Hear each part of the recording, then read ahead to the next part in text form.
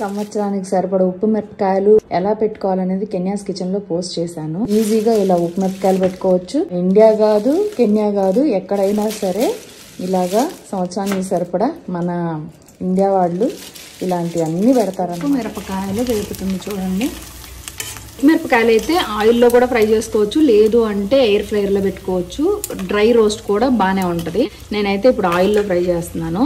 అసలు పెద్దగా కారం లేకుండా మంచిగా ఎమ్మీగా టేస్టీగా ఉంటాయండి. ఉప్పు మిరపకాయలు సంవత్సరం రోజులు నిల్వ ఉంటాయి. ఒక 4 రోజులు కష్టపడ్డారనుకోండి, సంవత్సరం పొడుగు ఎమ్మి ఉప్పు మిరపకాయలు టేస్టీగా తినొచ్చు. ఉప్పు మిరపకాయల రెసిపీ కూడా కెన్యాస్ కిచెన్ లో పోస్ట్ చేశాను.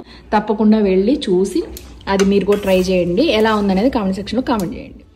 ఇలా ఆయిల్లో ఫ్రై చేసుకున్న ఉప్పు మిరపకాయల్ని పప్పుచారులో వేసుకొని తింటుంటే నాకు నోట్లో నీళ్లు ఊరిపోతున్నాయి. ఎంత క్రంచీగా ఉన్నాయి చూడండి. టేస్ట్ అయితే అద్దరిపోయింది. ఇంకా లేట్ చేయకుండా చక్కగా మీరు కూడా చేసుకొని హ్యాపీగా ఎంజాయ్ చేయండి. నెక్స్ట్ వీడియోతో మళ్ళీ కలుద్దాం.